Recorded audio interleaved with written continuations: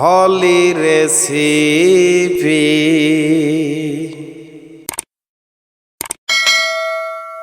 আসসালামু আলাইকুম। হলি রেসিপিতে আপনাদের সবাইকে ওয়েলকাম জানাচ্ছি।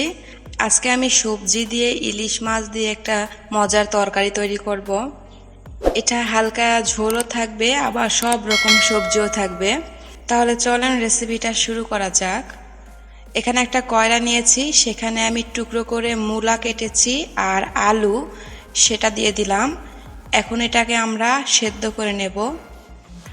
সেদ্ধ করব হাফ বয়েলের একটু বেশি, মানে পুরোটা সেদ্ধ না, একটু কাঁচা কাঁচা থাকবে। 1 চিমটি হলুদ দিলাম, দিয়ে এখন বলক তুলে ভালোভাবে সেদ্ধ করে নেব। আপনাদের ঘরে যে সবজি আছে সেটা দিয়ে এটা রান্না করতে পারবেন। সেদ্ধ হয়ে এলে পানিটাকে আমরা ছেঁকে নেব। এবার আমি কড়াইতে দিয়ে দিচ্ছি পেঁয়াজ কুচানো। 3 থেকে 4টা পেঁয়াজ কুচানো আমি নিয়েছি। দিয়ে দিচ্ছি কাঁচা মরিচ, মাঝখান থেকে আমি চিড়ে দিয়েছি। এবার আমি তেল দিয়ে খুব ভালোভাবে এটাকে আমি ভেজে নেব।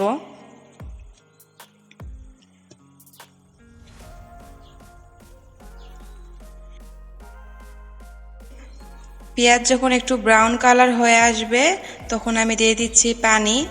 পানিটা দেওয়ার কারণ যেন মশলা কিছু পুড়ে না যায়। এবার আমি সব মশলাগুলো দিয়ে দিব। প্রথমে আমি দিয়ে দিচ্ছি স্বাদ মতো লবণ, দিয়ে দিচ্ছি গরম মশলা বাটা, আজকে আমি বাটা মশলা দেব। দিয়েছি হলুদ গুঁড়ো 1 চামচ,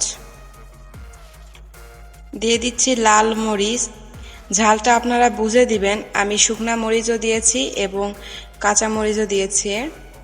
এবার সবগুলো মশলা একটু কষে নিচ্ছি। কষানো যখন হয়ে আসবে তখন আমরা ইলিশ মাছগুলো দিয়ে দিব। আমি সুন্দরভাবে পরিষ্কার করে ধুয়ে রেখেছিলাম, সেটা দিয়ে দিচ্ছি। এবার মশলার সঙ্গে ইলিশ মাছগুলো খুব ভালোভাবে এটাকে একটু কষায় নেব। ইলিশ মাছ বেশি নাড়াচাড়া করলে ভেঙে যেতে পারে, সেই জন্য ঢাকনা দিয়ে প্রথমে আমি ঢেকে দিলাম 2 মিনিটের মতো। এবার আমি উল্টিয়ে নিচ্ছি।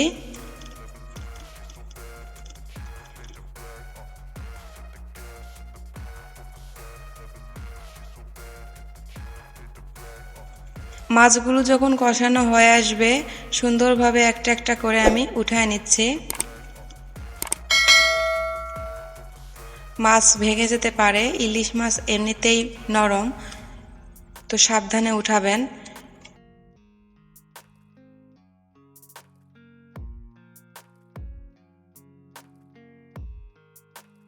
উঠানো যখন হয়ে আসবে সেই মশলাতেই সেদ্ধ করা সবজিগুলো এখন আমরা দিয়ে দিব।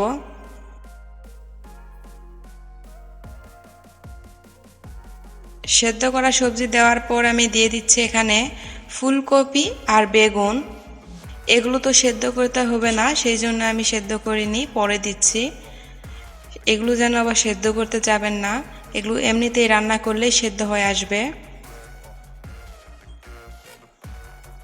আপনাদের ঘরে যেরকম সবজি আছে, যা যা সবজি আছে সেগুলো দিয়ে এই রেসিপিটা রান্না করতে পারবেন। আমার কাছে এগুলো ছিল, আমি এগুলো দিয়ে রান্না করছি।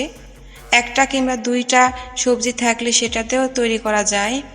এবার মশলার সঙ্গে সবগুলো সবজি মাখায় নিচ্ছি। এবার দিয়ে দিচ্ছি পানি। পানিটা আমি পরিমাণ মতো দিচ্ছি, প্রথমে একটু কষায় নেব, সেই জন্য আমি অল্প পানি দিয়ে ঢাকনা দিয়ে রেখে দেব।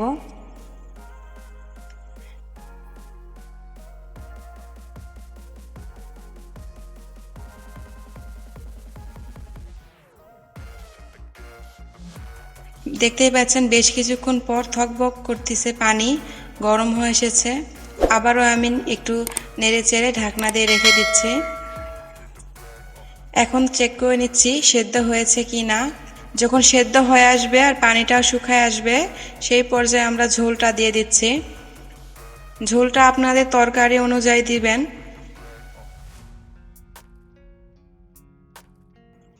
ঝোলটা দিয়ে আমি ঢাকনা দিয়ে রেখে দিচ্ছি 2 মিনিটের মতো। পানিটা গরম হয়ে আসুক। পানিটা যখন গরম হয়ে আসবে আবারও নেড়ে চেড়ে যে মাছগুলো আমরা উঠায় রেখেছিলাম সেগুলো দিয়ে দিব।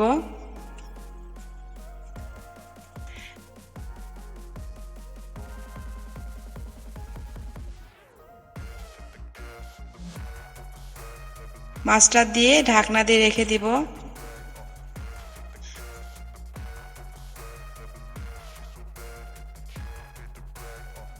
এই তো দেখতে পাচ্ছেন খুব সুন্দর তরকারির কালারটা হয়েছে। এখন একটু চেক করে নেবেন লবণ কম বেশি হয়েছে কিনা। আর এখন আস্তে আস্তে একটু নাড়াচাড়া দিয়ে নেবেন, কারণ সব সবজি কিন্তু সেদ্ধ হয়ে এসেছে। বেশি নাড়াচাড়া করলে কিন্তু সবগুলোই নরম হয়ে ঘেটে যাবে। এই তো আমার রান্নাটা রেডি হয়ে এসেছে, এখন শুধু পরিবেশন করব। এটা গরম গরম ভাতের সঙ্গে কিন্তু অনেক মজা লাগবে। অবশ্যই গরম গরম ভাতের সঙ্গে পরিবেশন করবেন। আর বাসায় যদি সবজি থাকে তাহলে এই রেসিপিটা ট্রাই করতে পারেন। আমার রেসিপি যদি ভালো লাগে তাহলে অবশ্যই আমার চ্যানেল সাবস্ক্রাইব করতে ভুলবেন না। তাহলে এখানেই বিদায় নিচ্ছি। খোদা হাফেজ।